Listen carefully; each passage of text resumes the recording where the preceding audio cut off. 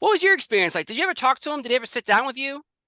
I never sat down with Hulk. I've just, in passing said pleasantries. I know this is horrible, but the first thing I realized was I'm bigger than he is.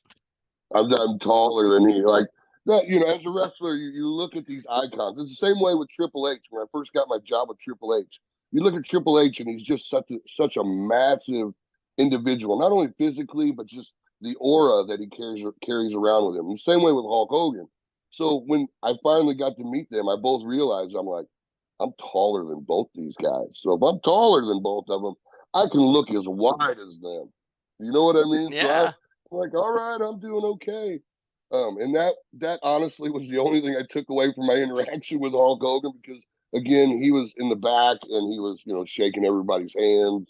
And, I'm still a wrestling fan at heart, so I kind of marked out a little bit, and I was like, I don't know what to say to him.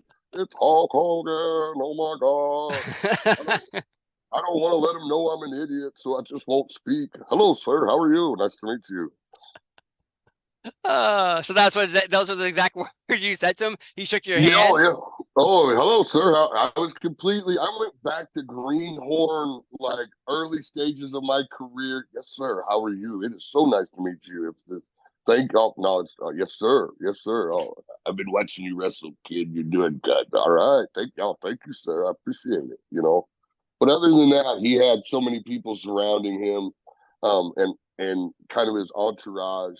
And I just personally don't like to get into the mix of that stuff. I've never been the guy that chases down the boys and like is trying to quote unquote, like I want to get to know him, I want to be his friend.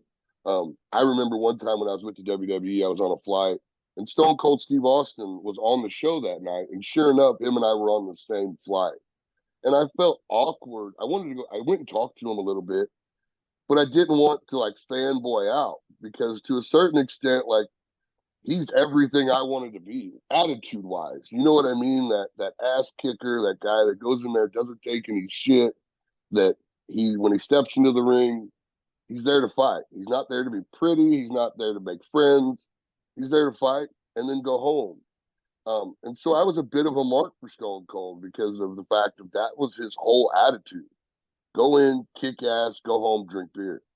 So I talked to him a little bit and spent a little time with him, but I was nervous. I straight up was, I turned into the straight fanboy. I didn't know, I didn't want to say anything too stupid, but I was lucky enough that I had the background with Harley, and Steve and Harley were close. And so that really was kind of my end to start the conversation. Oh man, I can only imagine, because like as an outsider like myself, I go to press conferences and I'll do like Triple H, like 10 feet in front of me, and I'm just like, oh, Mr. Triple H, ask him a question, whatever. But then there you are as a peer, an employee in the company, and yet you are still feeling the butterflies, the nervousness of Hogan and Austin and these characters, these over the top characters, because they're the ones who kind of made the business the way it is today. Yep. And ultimately, I'm a fan. I'm a fan of pro wrestling. I love pro wrestling. So those were the guys that you were watching coming up. And, as a young man, I'm making my decision based off these larger than life characters, if that's something I want to do. And they did. Both of those guys brought me in. As a young man, Hogan brought me in. And as a teenager turning into a man, Stone Cold brought me in. And those are the guys that, like, wow, the world seems to revolve around them, not the other way around. And Yeah. I wanted that. I wanted that. I wanted to be a part of that. I figured if I can get just a quarter of that, my business will be good.